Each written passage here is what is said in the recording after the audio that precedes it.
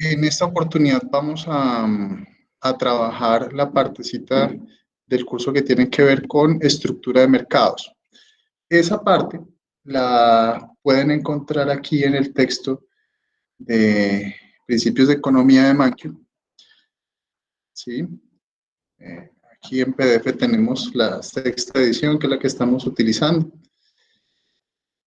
Eh, Básicamente nos vamos a concentrar en esta parte, que es la quinta parte, que va a tener que ver con todo lo que tiene que ver con producción, empresas competitivas, monopolio, competencia monopolística y oligopolio. Entonces voy a señalarles por acá. Va a ser básicamente esta partecita de acá.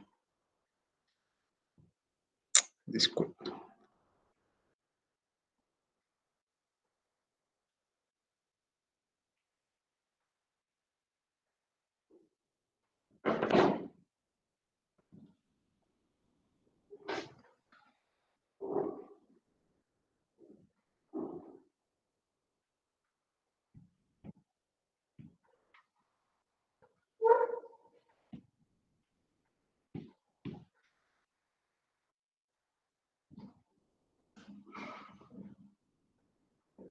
En esta partecita que tiene que ver con los costos de producción, las empresas en los mercados competitivos, el monopolio y la competencia monopolística. En la clase de hoy les voy a contar una aproximación sobre lo que tiene que ver con esta parte, entendiendo pues que básicamente se trata todo de una sola teoría, no son elementos aislados, sino que se compone de un todo teórico.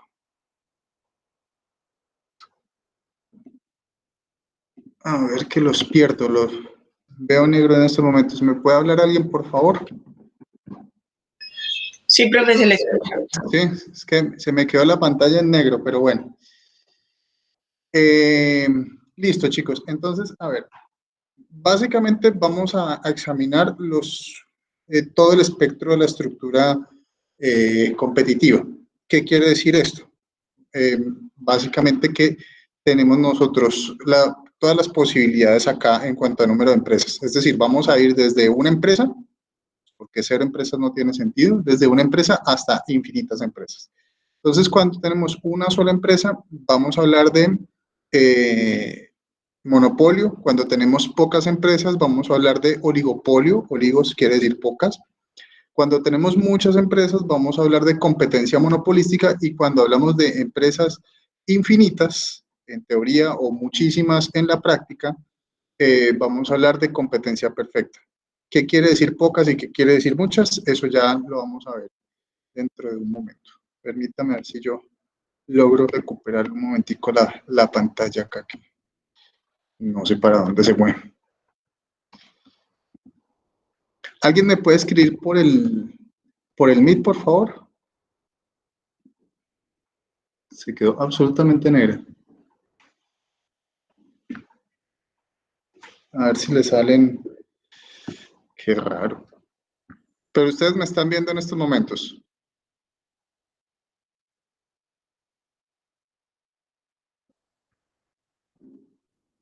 Permítanme un momento, yo me salgo y vuelvo a empezar y vuelvo a ingresar a ver si logro que la pantalla me funcione.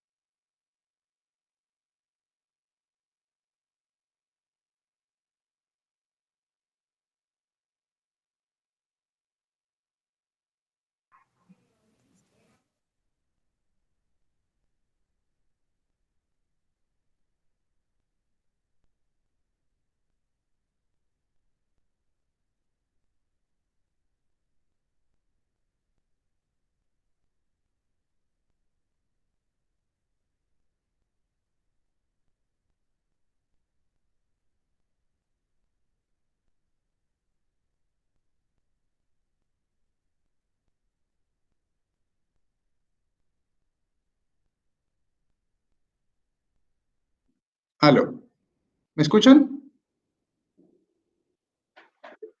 Listo. Entonces, la cuestión es muy sencilla. Vamos a hablar nosotros sobre el problema básicamente de la estructura de mercados. Entendiendo por estructura de mercados todas las posibles formas que pueda adquirir una empresa o una firma dentro del mercado. Es decir, puede ser una sola empresa, pocas, muchas o infinitas empresas. Esto va a tener una serie de consecuencias muy importantes que las vamos a analizar acá. Anteriormente, nosotros lo que hicimos fue estudiar los mercados, pero dependiendo básicamente de la oferta y la demanda. No nos habíamos preocupado por cuántas empresas habían en el mercado. Habíamos dicho también que las empresas no solamente tienen efectos de tipo privado, sino también de tipo público, es decir, que van a tener unas repercusiones positivas y negativas sobre personas que no están directamente involucradas sobre esto, digamos, sobre este mercado. A esas repercusiones nosotros les llamamos básicamente externalidades o los efectos externos o los costos externos, todo eso. Aquí nosotros nos vamos a concentrar bien sobre todo el esquema. Y esto se va a depender de varias cosas. Va a depender, pues, básicamente de la economía y de la política. Van a estar allí entrelazados. ¿Por qué? Porque el Estado va a ser la base mediante la cual nosotros vamos a establecer mayores o menores obstáculos al ingreso hacia un mercado. Entonces, el Estado puede simplemente prohibir que se haga una actividad económica. Entonces, en teoría no podrían haber muchos productores o ninguno. O podría simplemente asignarle la licencia de funcionamiento a una sola empresa. Entonces, allí tendríamos un monopolio. Podría darle pocas licencias, en ese caso tendríamos pocas empresas, muchas licencias de funcionamiento, o darle licencia a todos los que la pidan. Entonces, el elemento político aquí va a ser fundamental y nos va a lograr a nosotros explicar más o menos el esquema, este esquema mercantilista del que hemos hablado muchas veces. Es decir, que la intervención del Estado sobre la economía ha determinado que nosotros no tengamos una estructura competitiva plena, sino que lo que tenemos en buena medida es una estructura de tipo mercantilista, es decir, de tipo mercantilista y oligopólica, donde tenemos pocas empresas que producen más o menos las mismas cosas y se asocian con el Estado para que el Estado las proteja, les reserve la porción más importante del mercado, que curiosamente tiene que ser la legal, y muchas personas quedan excluidas del acceso a estos mercados. Pero bueno, el otro componente va a ser un componente ahí sí de tipo económico. Es decir, ¿qué tan fácil se puede acceder a un mercado en virtud de los costos que existen en ese mercado? Entonces, en aquellos mercados donde hay pocos costos de entrada, pues la gente va a acudir mucho. En aquellos mercados donde es costoso entrar y salir, eso va a ser muy importante. O sea, no solamente se trata de que la gente pueda acceder a un mercado fácilmente, sino que pueda salir de él con facilidad. Esto permite que pueda haber un buen desarrollo en las actividades empresariales. Y ya sabemos nosotros, la actividad empresarial va a ser fundamental para explicar el desarrollo de los países porque genera un doble proceso.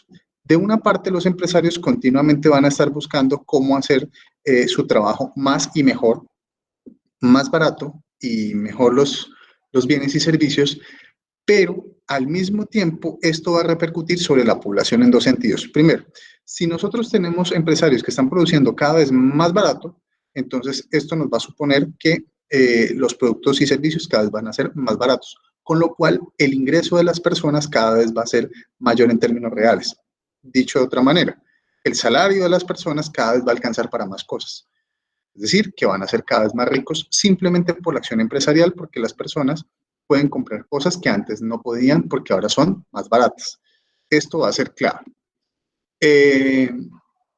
Entonces, la acción empresarial es una acción que genera riqueza, es una acción que genera bienestar, es una acción que genera desarrollo, porque no solamente de un lado nos genera bienes y servicios cada vez más baratos, sino que de otra parte genera ganancias, genera salarios, genera ocupación, digamos, genera la posibilidad de que mucha gente pueda ganarse la vida enfrentándose, digamos, a las condiciones naturales del mercado, ¿vale?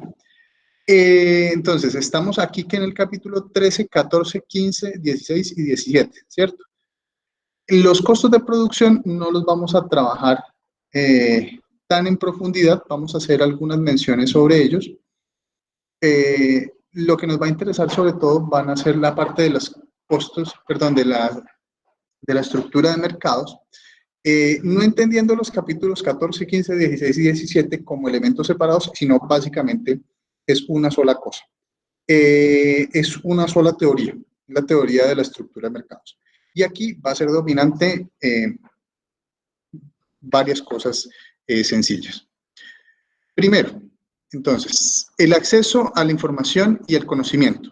Cuanto más acceso a la información y conocimiento hay, pues más competitivos son los mercados. Cuanto más restrictiva sea el acceso a la información y conocimiento, pues hay menos mercados. Cuanto más permita el Estado que se acceda a los mercados, pues estos serán más grandes, más amplios y van a generar más riqueza.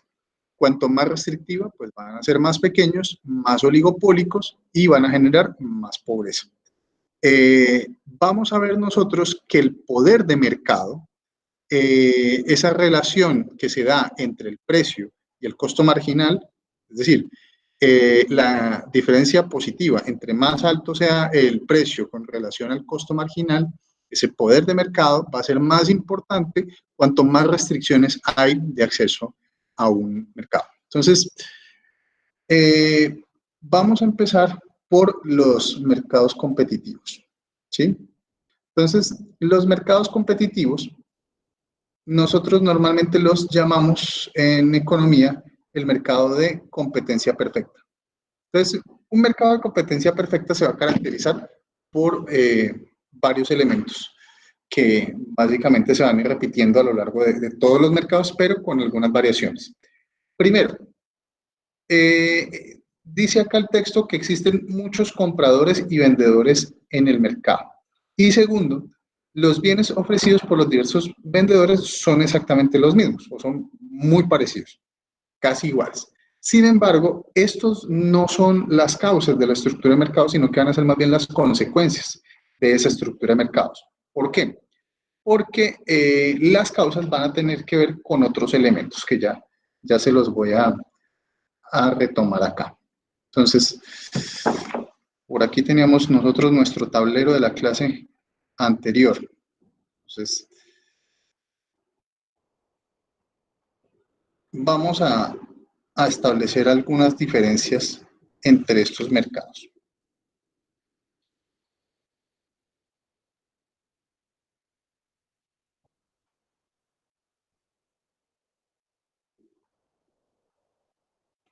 ¿Cómo funciona la cosa? Muy sencillo. En economía nosotros hablamos de una serie de supuestos. Entonces, vamos a utilizar por acá nuestro amigo el negro. Entonces, los supuestos.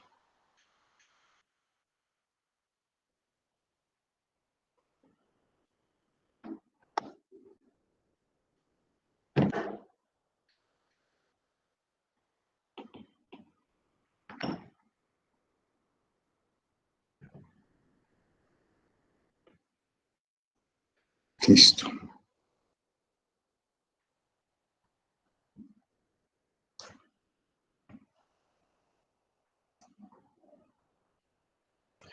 ¿Cuáles supuestos? Vamos a preguntarnos varias cosas. Entonces, primero, libertad de entrada y salida.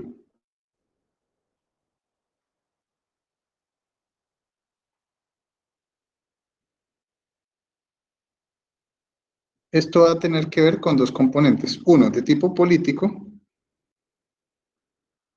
y otro de tipo económico. Entonces, en lo político, básicamente permisos de entrada.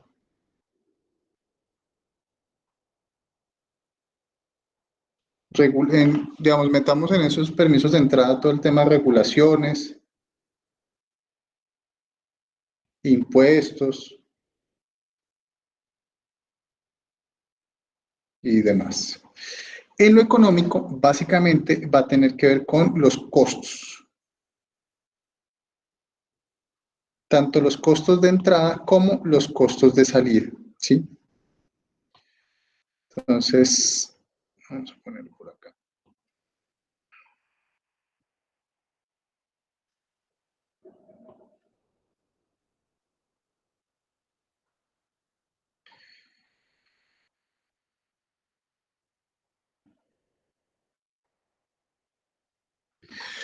Cuando nosotros tenemos un mercado en el cual es muy costoso entrar, pues tenemos un mercado cada vez más restrictivo. Me explico. Entonces, supongamos nosotros que vamos a sacar un puesto de arepas. Un puesto de arepas no cuesta mucho, es relativamente, digamos, barato hacer el armazón que lleva allí como carbón, eso es como con unas láminas y demás, o montar un puesto de comidas callejeras relativamente es barato, normalmente. Ahora bien, compáralo, por ejemplo, con hacer una hidroeléctrica. O sea, hacer una hidroeléctrica va a requerir mucho capital, va a requerir mucho montaje y va a requerir una gran cantidad de conocimiento. Entonces va a entrar acá a operar nuestro segundo elemento, que es el conocimiento. Entonces, si el conocimiento es común, es barato, es asequible, entonces si tenemos mucho conocimiento o es fácil acceder al conocimiento, pues fácilmente se puede acceder a ese mercado. Es mucho más fácil montar un puesto de perros calientes, por ejemplo, que es relativamente fácil aprender a hacer, versus, no sé, una hidroeléctrica, una central de teléfonos, una fábrica de automóviles, una constructora. Estas son cosas que son mucho más difíciles de hacer, en tanto se requiere mucho más conocimiento eh, para poder acceder a ella. Entonces, básicamente, estos dos elementos, tanto el acceso al mercado en virtud de la cuestión política y la cuestión económica, nos van a permitir a nosotros explicar si nos encontramos frente a un mercado oligopólico, monopólico o de competencia perfecta. Este conocimiento puede ser libre o privado, o digamos privativo. ¿Cómo puede ser libre? Pues que todo el mundo pueda acceder al conocimiento. ¿Cómo puede ser privado o privativo? Por medio de las leyes que nos pueden establecer a nosotros ciertas restricciones al conocimiento. Por ejemplo, la propiedad intelectual.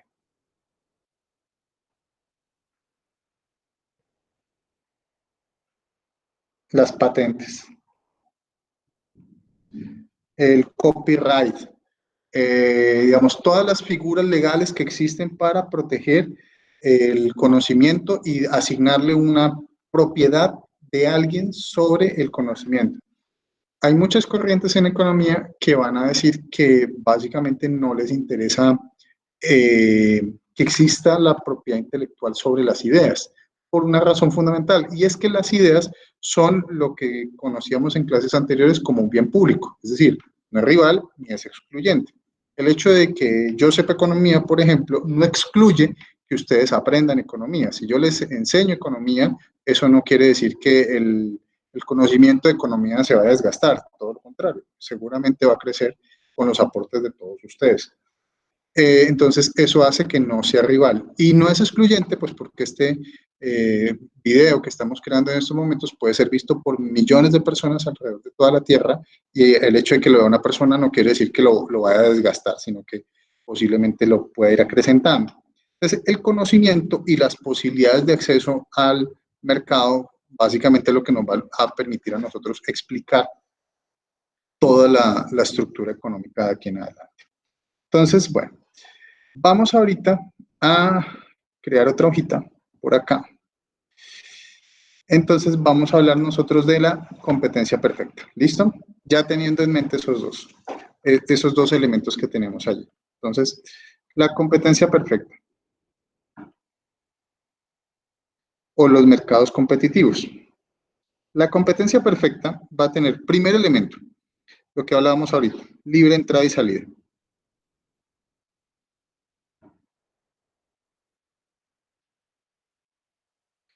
No solamente del los productores, sino también de los consumidores. Esto va a ser muy importante. O sea, ni los productores ni los consumidores se van a ver forzados a participar del mercado. Pueden entrar y pueden salir libremente y con acceso directo sobre esto. Segundo elemento, muy importante, la información o el conocimiento va a ser de tipo perfecto. Entonces, la información perfecta, ¿qué quiere decir? Pues que todos sabemos cómo se hacen las cosas de la mejor manera. Entonces, piensen para Colombia, por ejemplo, no sé, las arepas, que es un ejemplo muy fácil, muy evidente, o para México los tacos, o en España los churros, no sé. No es muy difícil hacerlo, sale más o menos barato montar el puesto. Si tú no sabes cómo se hacen las arepas, pues no sé, normalmente las señoras en las casas las saben hacer. Lo mismo los tacos en México, la gente, la mayoría sabe cómo se hace, o los churros en España, la gente normalmente sabe cómo se hace. Y si tú no sabes, es fácil preguntarle al vecino, al tío, a alguien que te enseñe a hacerlo. Entonces, a eso es a lo que nosotros le llamamos información perfecta, que todos sabemos todo, o sea, que somos como una especie de pequeños dioses donde todos tenemos información perfecta de cómo se puede entrar. Entonces, como consecuencia de estos dos elementos, pues adivinen, vamos a tener ahí sí muchos productores, la teoría nos va a decir que son infinitos, y muchos vendedores, perdón, muchos productores y muchos compradores. Entonces, al ser tantos, muchísimos, entonces imagínense, si la gente participa en gran medida de un mercado, pues la rentabilidad de ese mercado cada vez va a ser más bajita. ¿Por qué? Porque se permite que podamos acceder fácilmente. Entonces, a medida que más personas van a entrar, se van a disminuir los beneficios económicos, hasta que llegamos a un elemento muy importante aquí, que es los beneficios económicos nulos.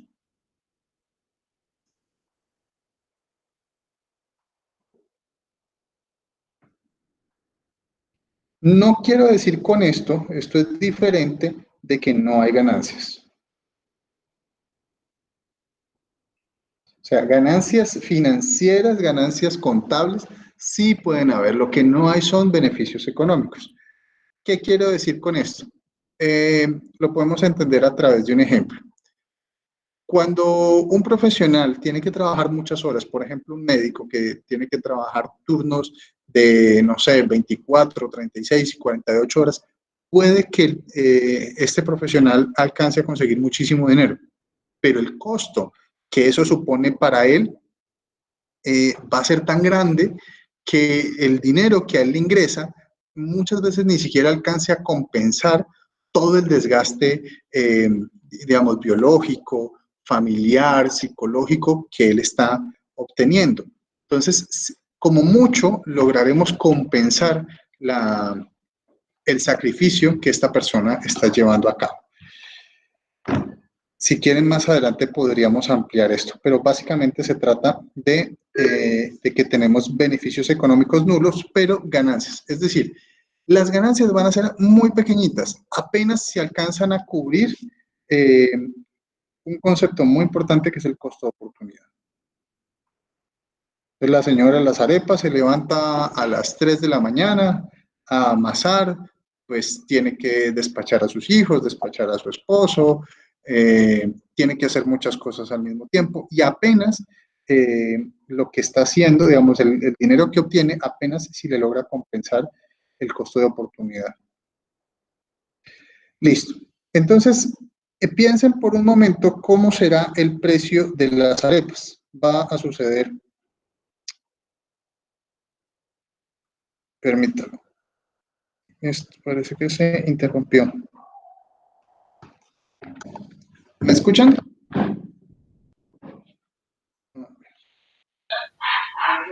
Sí, permítame que esto me dejó de compartir la pantalla por alguna extraña razón.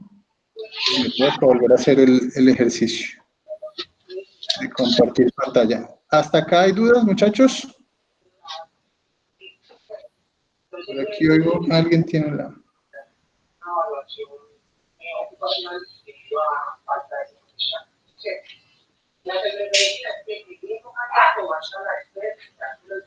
Les pido por favor, si alguien tiene el micrófono abierto, que lo cierre en estos momentos.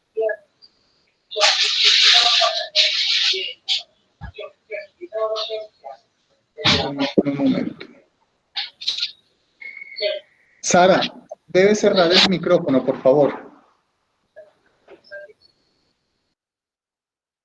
Listo, gracias. Es que se escucha el retorno allí. Listo, entonces vamos a volver a compartir la pantalla. Y de nuevo.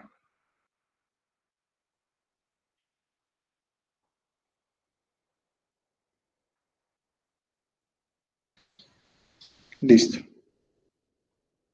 ¿Ven todos en estos momentos? Contésteme a alguien con el audio, por favor, para poder saber. Sí, señor.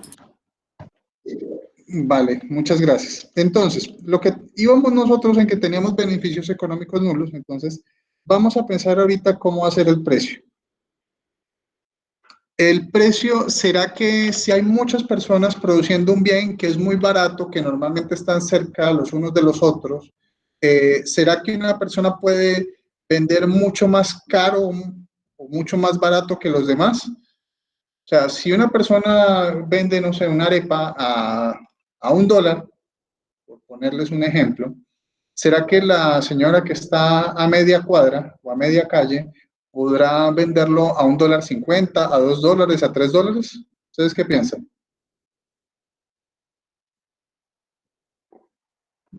Fácilmente puede haber diferencias de precios allí, pensando que el bien es muy parecido, ¿sí? Que eso va a ser un elemento fundamental acá. Como el bien, digamos, como todos sabemos cómo se hace, como puede haber libre entrada y salida, pues el bien va a ser homogéneo. Es decir, ¿qué quiere decir homogéneo? Igual, exactamente igual. Normalmente las arepas paisas, que son blancas de maíz, son más o menos insípidas, son iguales, son muy parecidas, son iguales hasta de tamaño. Yo no sé si es que usan el mismo molde o qué es lo que pasa, pero normalmente son más o menos iguales. Si todo esto sucede, el precio al que las van a vender va a ser más o menos igual. Pero pensemos por un momento que son exactamente iguales. Si son exactamente iguales, si el bien es homogéneo, pues el precio va a ser igual, exactamente igual al costo marginal. Es decir, el costo de producir una unidad adicional de la arepa va a ser lo que va a obtener la señora por las arepas. Esto tiene que ver con el tema de los beneficios económicos nulos. No solamente el costo marginal va a tener que ver con los costos financieros, sino con lo que ya hemos hablado del costo de oportunidad. Esto va a querer decir que tenemos nosotros, pues, poder de mercado nulo. ¿Sí? Entonces, lo interesante y lo bonito de esto es que comprendiendo nosotros el modelo de competencia perfecta, podemos comprender todos los demás. Ya tenemos este esquema aquí montado.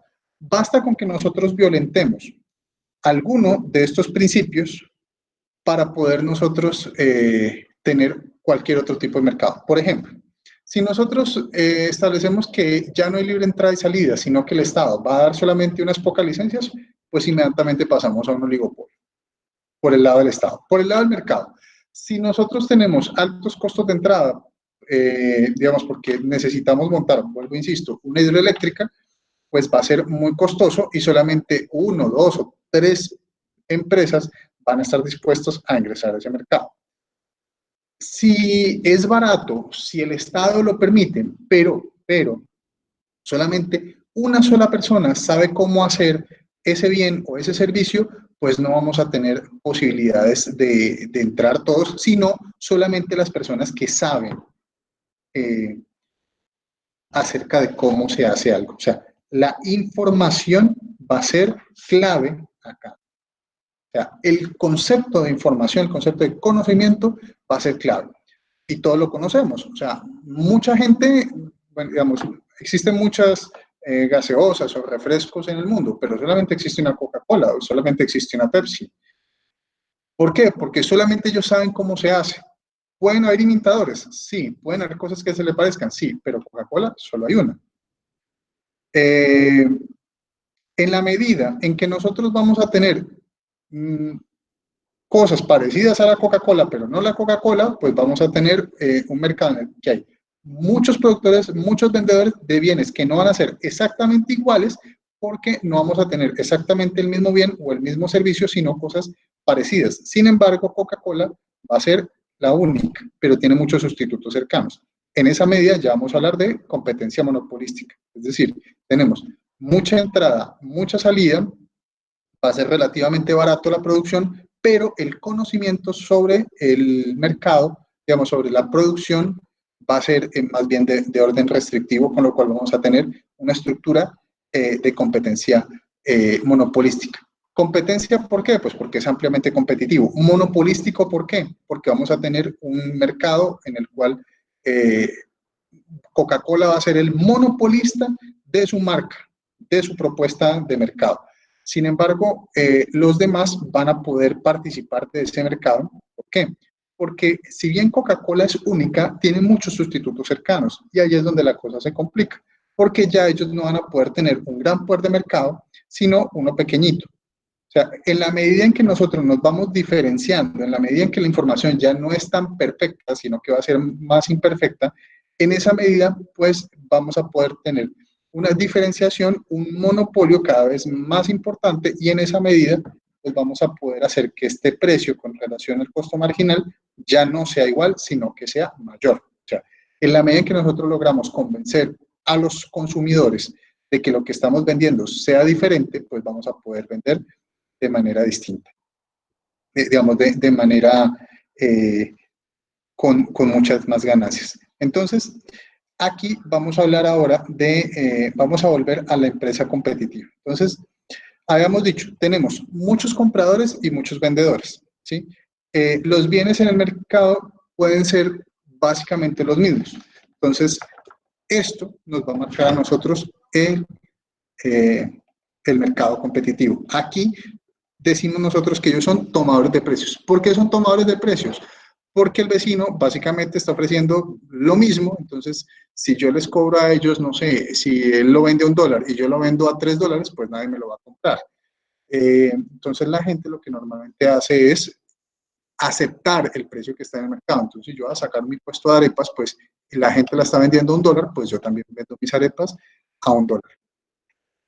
¿Cuándo las arepas dejan de valer $1? Pues muy sencillo, cuando yo empiezo a diferenciarme en el mercado, cuando ya no tengo la arepa sola, sino que le meto más cosas. Entonces tengo las arepas con todo, le pongo pollo, le pongo queso, le pongo, no sé, hasta piña.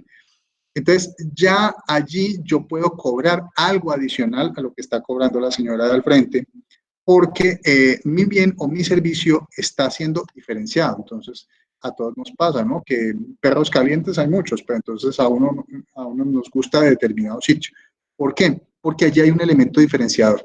Y el elemento diferenciador puede ser simple y llanamente que tengamos una buena atención. El perro puede ser exactamente el mismo, pero si usted llega y lo atienden bien, ya allí hay un elemento diferenciador. E incluso usted está dispuesto a pagar un poco más o mucho más por ese elemento diferenciador. Entonces allí ya no estamos en un mercado de competencia perfecta, sino de competencia monopolística. La competencia perfecta y el monopolio en términos absolutos van a ser los dos extremos, ¿sí? Esos dos extremos, como siempre, son los más difíciles de conseguir. Salvo el ejemplo de las arepas o salvo el ejemplo, no sé, de las tiendas, es muy difícil encontrar un ejemplo de competencia perfecta en el cual nosotros sepamos, digamos, podamos constatar que se cumple con todo. ¿Qué es lo que normalmente encontramos? Competencia monopolística. ¿Por qué? Porque vamos a tener diferenciación en el mercado. Entonces, aunque la gente pueda entrar y salir con facilidad, vamos a encontrarnos que tenemos diferencias en el producto o diferencias en cómo te lo presentan. Por ejemplo, la crema dental está comprobado que lo que limpia los dientes no es la crema dental, muchachos, lo que limpia los dientes es el cepillo, pero hay mucho más poder de mercado generalmente sobre las cremas dentales que sobre los cepillos de dientes. Bueno, aunque sean más o menos lo mismo. La clave está en que, como ustedes lo saben, la demanda es un fenómeno eminentemente psicológico. Y al ser un fenómeno eminentemente psicológico, no se trata de que el bien o el servicio sean diferentes, se trata de que la gente lo crea. Y en esa medida, el productor puede proponerle al mercado un precio por encima del costo de producción, digamos, del costo marginal. Entonces, ustedes encuentran estas cremas dentales que traen aromas a hierbas o a menta o a lo que sea, entonces valen 2 o 3 veces lo que cuesta la crema ordinaria, la original, siendo que el efecto limpiador de la crema es exactamente el mismo. Lo mismo ocurre con los detergentes, más o menos lo mismo con los champús y bueno, así sucesivamente. El oligopolio va a ser cuando ya tenemos menos productores dentro de ese mercado. Menos productores, unos pocos productores, por 2 razones. Primero, porque puede ser que muy pocas personas saben hacer ese bien o ese servicio. Es decir, volvemos nosotros al concepto de la información, ¿sí? Si tenemos que pocas personas saben cómo se hace algo, pues tenemos un oligopolio. Por ejemplo, los médicos especialistas. Entonces, ¿cuántos cardiólogos hay en Colombia? Pues yo creo que no alcanzan a haber más de 100 cardiólogos. ¿Eso qué hace?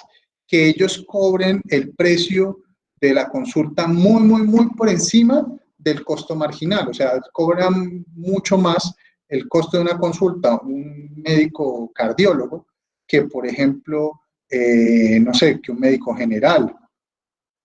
¿Por qué? Porque hay muy pocos, porque la información que se tiene sobre ese arte, sobre esa ciencia, es muy poco. Entonces, si ustedes se convierten el día de mañana en ingenieros que saben de finanzas, que saben de un tipo de acreditación institucional o de procesos de gestión de calidad muy específico y solamente 10 personas en Colombia lo saben, pues su salario puede ser muy alto porque la diferenciación que tiene en el mercado es muy alta porque la información que ustedes tienen, poca gente la conoce. Esto es muy importante, ¿no? Que no solamente sean muy pocos los que saben algo, sino que sea altamente demandado en el mercado. Entonces, eso va a hacer que sean pocos productores. No importa que el Estado permita que haya todos los cardiólogos que se quiera en Colombia.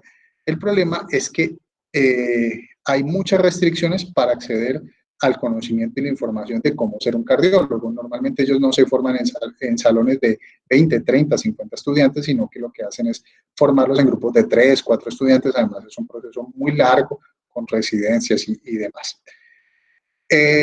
Esto vale para todo. Entonces, imagínense que entre más restricciones hay, o sea, entre más años hay para acceder a ser cardiólogo, entre más costosa es la carrera, entre más difícil es acceder con, digamos, cuestiones de tipo burocrático, logístico, de dinero, entonces son más poquitos. Y en la medida en que son más poquitos y son más demandados, pues su costo de producción es mucho más elevado. Entonces, todas estas cosas van a ser diferenciadas. Un abogado, entonces el abogado que siempre gana los casos, como el abogado del diablo por allá de la película, entonces es un bien muy diferenciado. ¿Por qué? Porque sabes que con él vas a la fija, entonces en virtud de eso pues puedes cobrar una gran cantidad de dinero.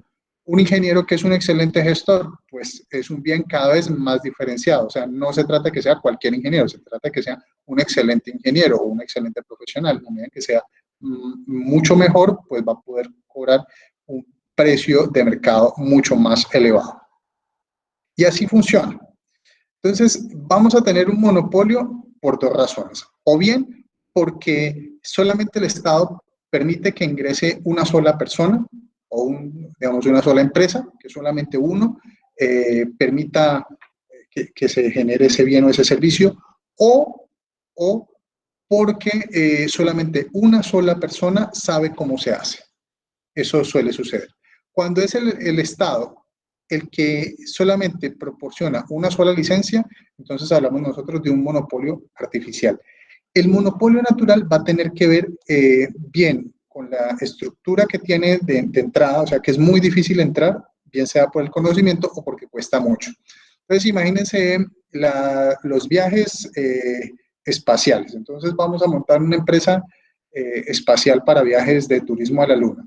¿Cualquiera lo puede montar? No, es muy difícil, es muy caro, la logística es complicada, no todo el mundo lo sabe hacer, entonces será normal que en el mundo hayan, no sé, una, dos, tres empresas, pero inicialmente había una. En la medida en que los costos van bajando, se van relajando, pues pueden ir ingresando más empresas. En la medida en que ingresan más empresas, pues ya no hablamos de un monopolio, sino de un oligopolio, y en la medida en que se reducen los costos de entrada, pues se convierte en competencia monopolística hasta casi que llegar a competencia perfecta.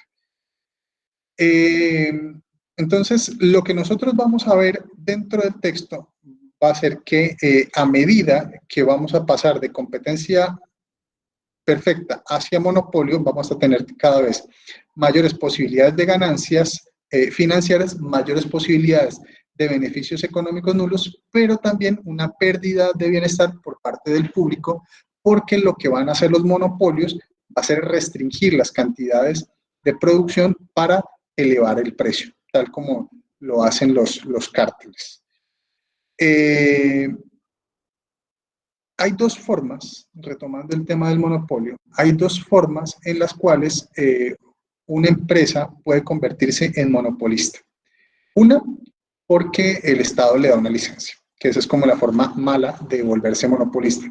Pero hay una forma buena de volverse monopolista o casi monopolista, y es convencer a la gente que tú eres el único que puede proveer ese bien o ese servicio y que nadie más lo puede proveer como lo provees tú. ¿Sí? Yo siempre pongo en esto el ejemplo del amor. ¿Por qué? Pues porque cada uno aspira a convertirse en un monopolista de su pareja, que sea un monopolio bilateral, ¿no? Entonces, bueno, excepto por las relaciones abiertas y todas estas cosas que se están viendo ahora y que se han practicado desde siempre. Básicamente, cada uno tiene que convencer a su pareja de que él es el único que le puede proveer ese bien o ese servicio amoroso que nadie, absolutamente nadie más lo puede hacer de esa manera. Algo similar ocurre en el mercado. Ejemplos, Microsoft. Todos ustedes y yo normalmente ahorita nos estamos utilizando pues, Windows, o plataformas basadas en Windows, que básicamente son todas. Estamos utilizando Word, PowerPoint, Excel, toda la estructura que proponen ellos. O el otro monopolio podría ser Google. Ustedes me van a decir, no, pero es que existe Linux, existen otros sistemas operativos. Sí, pero aunque sean gratis, por ejemplo, el caso de Linux, la gente ni siquiera los considera, muchas veces ni siquiera los conoce. Aunque sean gratis, aunque sean regalados, aunque posiblemente sean mejores, la gente prefiere otro tipo de estructuras, otro tipo de bienes o servicios, en este caso Microsoft. ¿Porque sean mejores o peores? No, porque la gente está más cómoda con ellos, porque los han logrado convencer de que ese bien o ese servicio que le están ofreciendo es el mejor. Entonces, en virtud de esto, van a poder ellos cobrar un precio adicional, un precio por encima del mercado. Entonces, las posibilidades de acceso van a estar derivadas de esto. En tanto yo logre demostrar que soy el mejor y me convierto en el único que proveo ese bien o ese servicio, sería un monopolio bueno, por llamarlo de alguna manera. Ese monopolio bueno tendrá que enfrentarse continuamente pues, a todos los competidores que le salgan normalmente. En Estados Unidos existen las leyes antitrust. Las leyes antitrust básicamente son leyes antimonopolio, pero más que eso serían anticompetencias monopolísticas. ¿Competencias como cuáles? Pues tener precios predatorios, tener precios por debajo de los costos para sacar a la competencia, competencia desleal, bueno, digamos, algún tipo de prácticas que están penadas por la ley y que rápidamente se han copiado en Colombia. Pero lo que quiero que me entiendan es que tenemos aquí nuestra estructura de mercados, en la cual la información, el conocimiento, la diferenciación en el mercado va a ser la diferencia entre que haya un productor o muchos productores.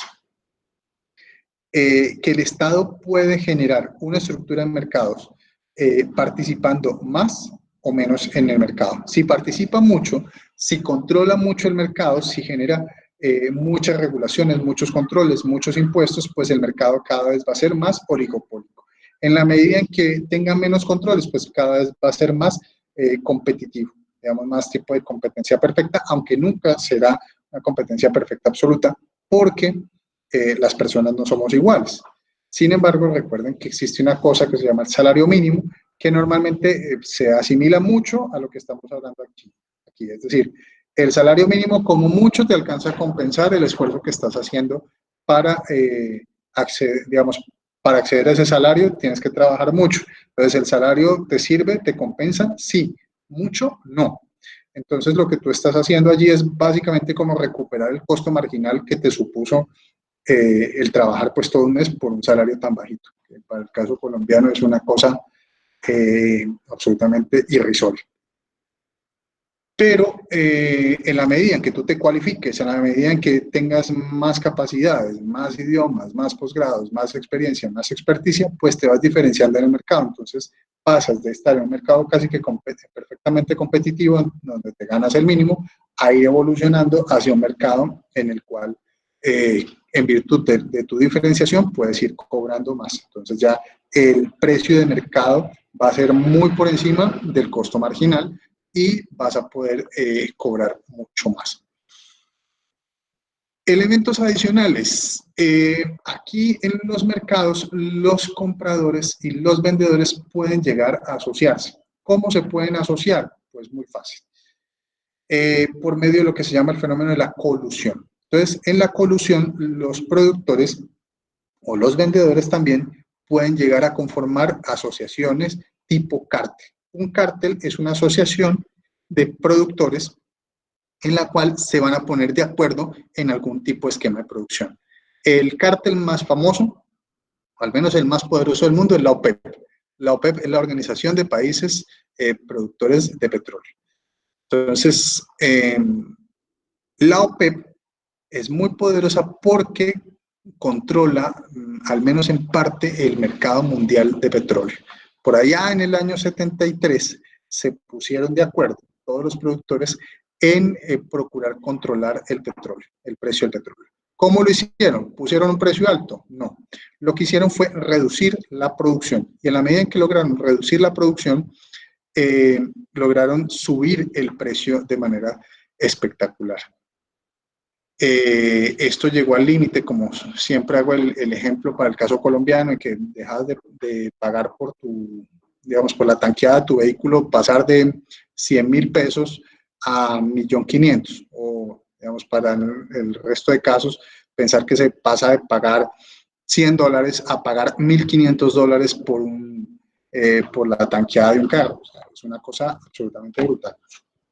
Eso fue lo que sucedió con la... A este fenómeno le llamamos nosotros cártel. Entonces, un cártel va a ser una organización que va a propender básicamente por controlar ciertos elementos de la producción o el consumo de un bien o de un servicio. ¿Sí? El cártel puede determinar no solamente la producción, sino también el cómo se produce, es decir, a cuánto cobran los insumos, a quién van a contratar, si le van a hacer la guerra a un productor y solamente dejamos unos pocos productores dentro. Esto sirve para las empresas y para las profesiones. Muchas empresas están cartelizadas, por ejemplo. Normalmente existen algunas profesiones médicas en algunos países donde es muy difícil entrar. No cualquiera puede hacerse cardiólogo, no cualquiera puede hacerse, no sé, cirujano plástico, cirujano cardiovascular. O sea, dentro de las especialidades y subespecialidades hay unos obstáculos para el ingreso que muchas veces pueden ser un examen, muchas veces pueden ser influencias, que fulanito te conoce o que mi papá es cardiólogo, entonces yo puedo ser cardiólogo. Ese tipo de cosas se pueden presentar en algunas profesiones. No estoy queriendo decir que lo hagan los médicos. En algunos países sí, en otros países no. En algunos países es mucho más fácil o más competitivo el ingreso. Puede suceder igual con los abogados, puede suceder igual con los arquitectos, con los economistas, con los profesores, digamos, esta forma de cartelización. Entonces, Colombia participó en un cartel muy importante que se llamaba el Pacto Cafetero. El Pacto Cafetero asignaron unas cuotas. Entonces, en esas cuotas, lo que hacían era que a Colombia le daban una partecita. Entonces, esa partecita, Colombia era el segundo productor mundial de café. El primer productor mundial de café era México, perdón, era Brasil. Entonces, ocurría que cuando la cosecha en Brasil se dañaba, pues el precio aumentaba de manera espectacular. Y al aumentar de manera espectacular, pues en Colombia se daban lo que conocemos como las bonanzas cafeteras. Estas bonanzas cafeteras permitían tener unos ingresos extraordinarios y por eso Colombia fue un país cafetero por mucho tiempo. Se rompe el pacto cafetero y el precio se viene a pique. ¿Por qué? Pues porque ya hubo un aumento en la producción mundial. Entonces, lo que era un mercado oligopólico se convirtió en un mercado casi que perfectamente competitivo. Seguimos teniendo una posición de mercado muy importante en el mundo por el goodwill, porque supuestamente el café colombiano es el mejor café del mundo. ¿Es cierto? No. En términos técnicos, no es cierto que el café colombiano sea el mejor café del mundo, pero el marketing, la publicidad que tuvimos durante muchos años, décadas de esto, hizo que nos conocieran en todo el mundo como tener el mejor café del mundo. Recuerden, muchachos, la demanda es un fenómeno fundamentalmente psicológico, entonces no se trata de ser el mejor, sino muchas veces de que la gente te lo crea. Es muy importante esto. O sea, las dos cosas tienen que estar allí estrechamente ligadas, porque finalmente también tiene que tener un componente práctico la cosa. Entonces, la colusión y la cartelización son dos elementos definitorios del oligopolio. En la competencia perfecta, perdón, en la competencia monopolística, el concepto definitorio, así como en el oligopolio era el cártel y la colusión, aquí lo fundamental va a ser la diferenciación de mercado o la marca. La marca va a ser el concepto fundamental de la competencia monopolística. ¿Por qué? Porque va a ser la forma en la cual tú vas a lograr diferenciarte en ese mercado. Donde todos están ofreciendo más o menos lo mismo, hay algo que a ti te diferencia. Ese algo que a ti te diferencia es lo que te va a permitir a ti poder acceder a cobrar un precio por encima del precio de mercado. Con base en esto, entonces nosotros podríamos tener unas ganancias extraordinarias que no tendríamos si no tendríamos esta diferenciación. Dicho de otra manera, si yo no me especializo, si no tengo idiomas, si no tengo una formación adicional, pues voy a cobrar el salario mínimo o muy cerca al salario mínimo. Ahorita los profesionales que se están graduando, profesionales jóvenes sin experiencia, normalmente cobran un salario muy cercano al salario mínimo. ¿Por qué? Porque no están diferenciados en el mercado. En la medida en que puedan acceder a más experiencia, más información, más formación, pues se van diferenciando en el mercado. Con las cremas dentales pasa lo mismo. En la medida en que logren convencer a los consumidores de que son mucho mejores, pues cobran un poquitico más. Entonces, por ejemplo, la Coca-Cola cobra más que la Bicola. Sí, ¿por qué? Porque tiene un posicionamiento en el mercado. Los dos agua con azúcar de color negro y que da gran satisfacción a las personas que lo consumen. Listo, sí, pero es que a la gente le gusta más la Coca-Cola. Entonces, Coca-Cola se permite cobrar el 20, 30, el 50% o el 100% más en virtud de esa diferenciación del mercado. Y básicamente así funciona nuestra estructura de mercados. Entonces, recapitulando, tenemos 4. Cuando hay una empresa, tenemos monopolio. Cuando tenemos pocas, oligopolio. Cuando tenemos muchas, competencia monopolística. Y cuando tenemos infinitas, tenemos competencia perfecta. Lo que hacemos nosotros aquí es entender que lo que modifica de un lado a otro va a ser el Estado permitiendo la entrada o salida de compradores y vendedores y el acceso a la información, el conocimiento y los costos, que básicamente es lo mismo, porque en la medida en que tú tengas más información, más conocimiento, pues los costos se reducen. Si es muy fácil acceder a ese mercado, pues cada vez se parece más a competencia perfecta. Si es más difícil, pues cada vez te vas a parecer más al monopolio. Basta, por ejemplo, con que solamente exista una persona que sabe hacer un medicamento para que se convierta en un monopolista. O basta con que el Estado solamente le otorgue la licencia a alguien para producir un medicamento a través de una patente que protege la información sobre cómo se produce ese medicamento para que se convierta pues, en un monopolio. Entonces, eso era lo que les quería proponer hoy, tener esta estructura de mercados y entender el concepto. Para las próximas clases vamos nosotros a enfocarnos en uno por uno, ya a través de la estructura de costos y la parte gráfica, que es lo que tenemos nosotros en el libro. Pero me interesaba que para la clase de hoy puedan ver ustedes todo el espectro. Entender que esos 4 capítulos no se tratan de cosas aisladas, sino que es un elemento sistémico. Por eso no hablamos de monopolio, hablamos o de competencia monopolística, hablamos de estructura de mercados. ¿Por qué? Porque es una teoría general del mercado, de cómo funciona. No válido para un solo caso, sino para todos los casos. ¿Vale? No sé si tengan preguntas hasta acá. Sí, profe, yo no entiendo la diferencia entre oligopolio y competencia monopolística. Sí, el oligopolio son pocos, ¿vale? ¿Qué significa pocos? Poco significa que se pueden poner de acuerdo, ¿sí? Por eso es tan difícil poner un número, porque a veces que existan 3 ya son muchos, porque no se logran poner de acuerdo. Piensen en ustedes cuando van a hacer una actividad, una fiesta, un paseo.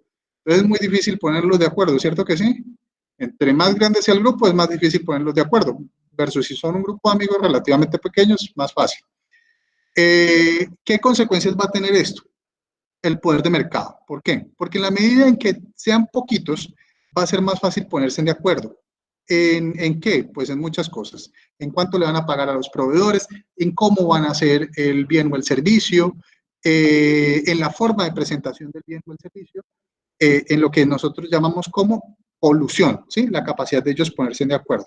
Si son pocos, van a ser normalmente un oligopolio. Si son muchos, van a ser una competencia monopolística. ¿Por qué? Porque no lograron ponerse de acuerdo y la competencia es mucho más feroz, mucho más fuerte en el mercado. A veces no es necesario que se sienten en una mesa a conversar y ponerse de acuerdo. A veces se pueden poner de acuerdo indirectamente. Entonces nosotros vemos siempre el mismo proceso. Entonces Coca-Cola saca una botella, no sé, de 300 mililitros pasó a 350. Pues misteriosamente la marca rival Postobón también hace lo mismo, Pepsi hace lo mismo. O sea, normalmente hay una marca dominante que puede ser Coca-Cola, y los demás hacen todo lo que hace Coca-Cola. Entonces se están poniendo de acuerdo de manera implícita. Porque, y esto no lo mencioné antes, la colusión es un delito.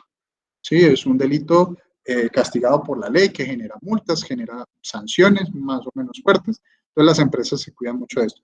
Suele suceder, pasa mucho el tema de la colusión, pero lo pueden hacer de manera indirecta. Entonces, respondiendo a tu pregunta, si son pocos, son oligopolio. ¿Qué depende de que sean pocos? Que se puedan poner de acuerdo. Si son muchos, pues básicamente es competencia monopolística.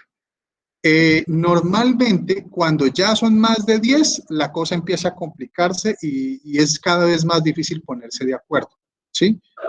En la OPEP pasa mucho esto. Entonces ellos llegan, se reúnen, todos los países productores de petróleo se ponen unas cuotas, pero luego se traicionan. Entonces alguno empieza a producir mucho más de lo que tenía convenido.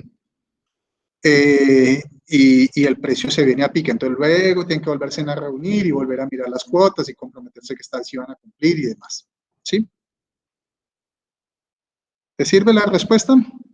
Sí, profe, ¿en la competencia monopolística hay restricción por parte del Estado o en esto ya no hay restricción? Puede haber, pero si, en todo caso si hay es muy suave. Por ejemplo, que piden la licencia, pero la licencia cuesta poco.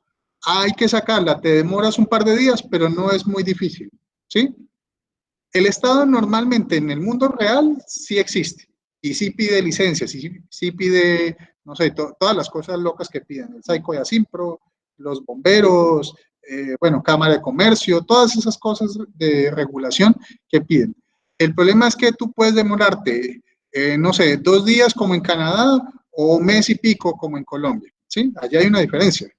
Entonces, entre más días te demores, más costoso es, más difícil es entrar al mercado. Entre menos días te demores, pues hay más participación en el mercado, ¿sí? Eso es la clave. Sí, el Estado participa de manera activa aquí en todo esto, ¿vale? Bueno, profe, gracias. ¿Vale? ¿Alguna otra duda? Sí, profesor. Sí, claro. Te escucho. Cuando usted dice que, digamos, un supuesto es la libertad de entrada y salida, bueno, me quedó muy claro, digamos, que la libertad es o por el dinero que tengas para montar la empresa o por la información que tenga, ¿cierto? Pero en la Ujú. salida, ¿cómo sería? La salida es lo mismo, mira. A ver, hagamos una reducción al absurdo, ¿te parece? O sea, piensa en el puesto de arepas, lo tienes claro, ¿cierto? ¿Qué es lo más difícil de salir del mercado de las arepas? Pues nada, vender el tiestico en el que vendo, en el que tengo las arepas, ¿sí o no? Que no vale mucho. Sí, sí. Digamos que lo puedo vender más o menos fácil. Piensa en una empresa textilera que tiene máquinas muy complicadas, muy sofisticadas, que no son fáciles de vender, que no cualquiera te las va a vender. Entonces, si tú te quiebras como textilero, vender y salir de todo ese capital va a ser muy difícil, mucho más difícil. Ahora, piénsalo, peor, una central nuclear. O sea, imagínense uno entrar a Google y decir, vendo central nuclear en Ibagué. Pues no, va a estar complicado que alguien esté dispuesto a comprarte todos los elementos de una central nuclear, ¿sí? Sí, sí, señor. Ya. Entonces, la posibilidad de salida no solamente tiene que ver con las restricciones legales, que también crear una empresa es difícil, eh, eliminar una empresa en términos jurídicos también es difícil, y el problema es que la gente muchas veces no es consciente de esto, pero si tú no cierras la empresa, eso sigue generando impuestos año a año, ¿sí? O sea, la gente a veces crea las empresas en el papel y las deja allí, pero las empresas hay que finalizarlas, hay que cerrarlas formalmente, y eso cuesta. Hay que pagarle normalmente a un abogado, un contador, a gente especializada, y eso tiene unos costos. Aparte de que tienes que liquidar a los empleados, que cuesta, que tienes que vender la maquinaria, que también cuesta, o sea, va a ser cada vez más difícil, ¿sí? Cuanto más especializado sea ese mercado. Ah, ya, ya, ya. ¿Sí? Sí, señor. Listo. ¿Alguna duda más?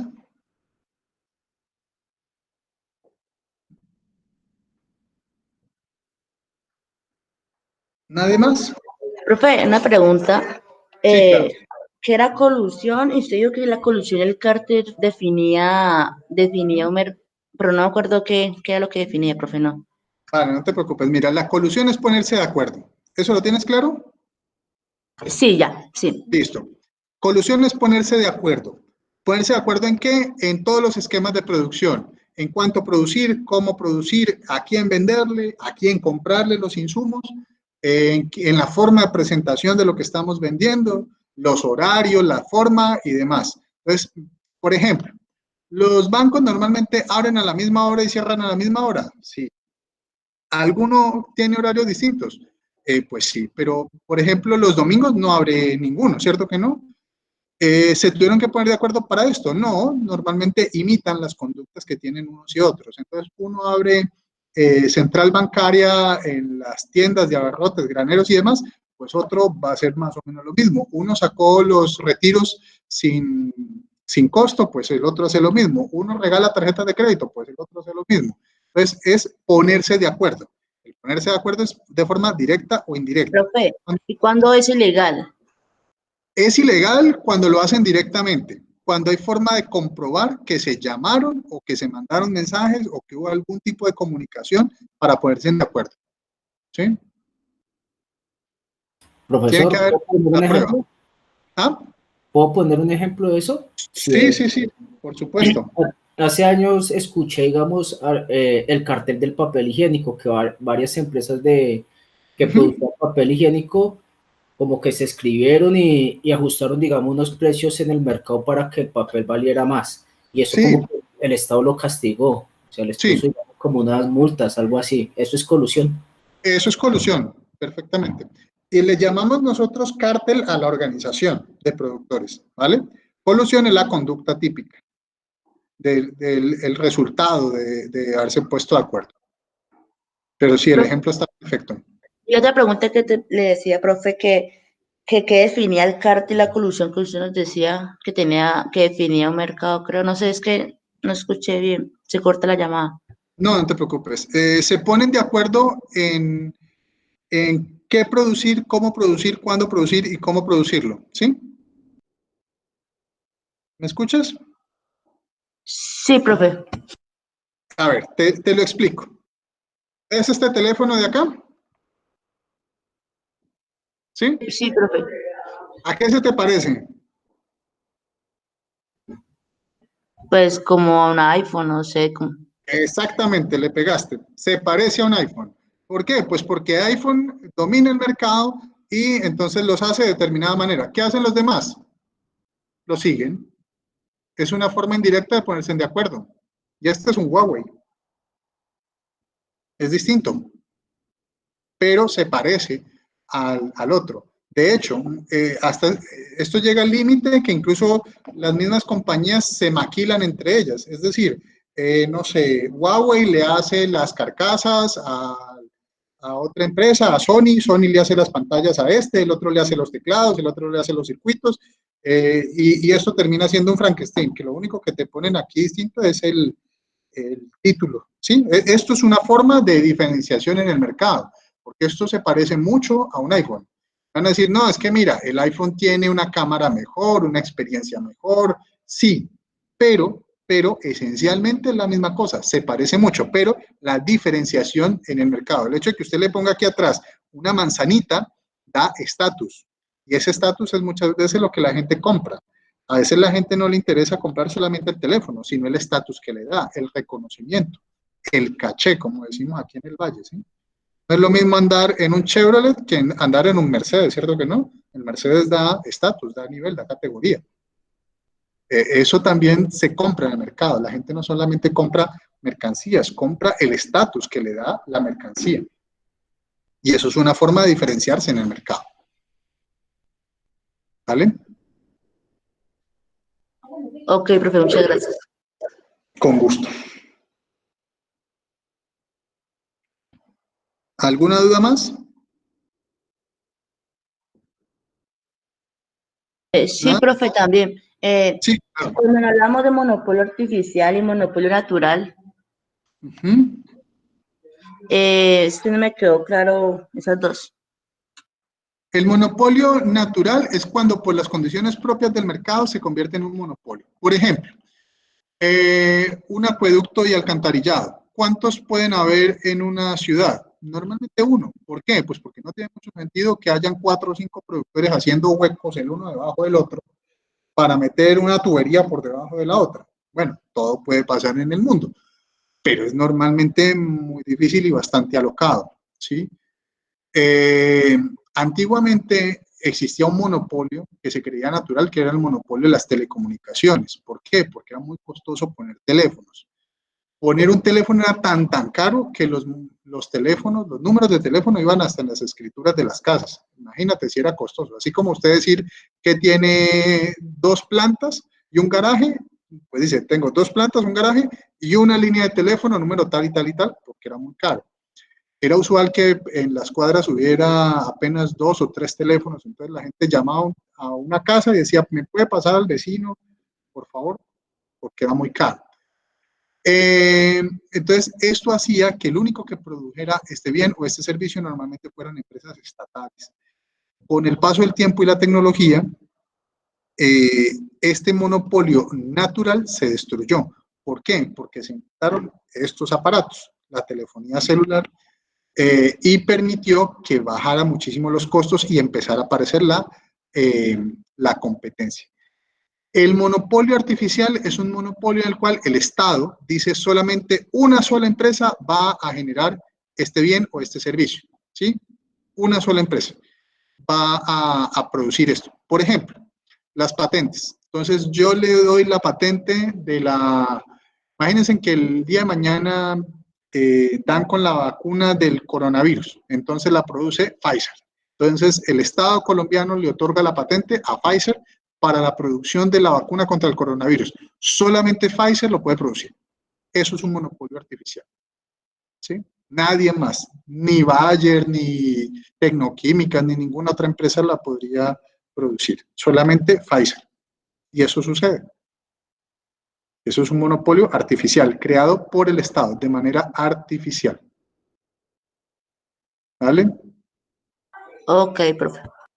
¿Por qué es artificial? Pues porque no depende del mercado, depende de una decisión política.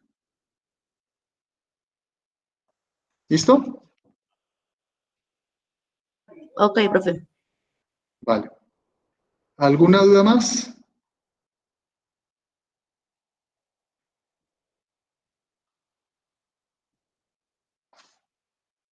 ¿Ninguna?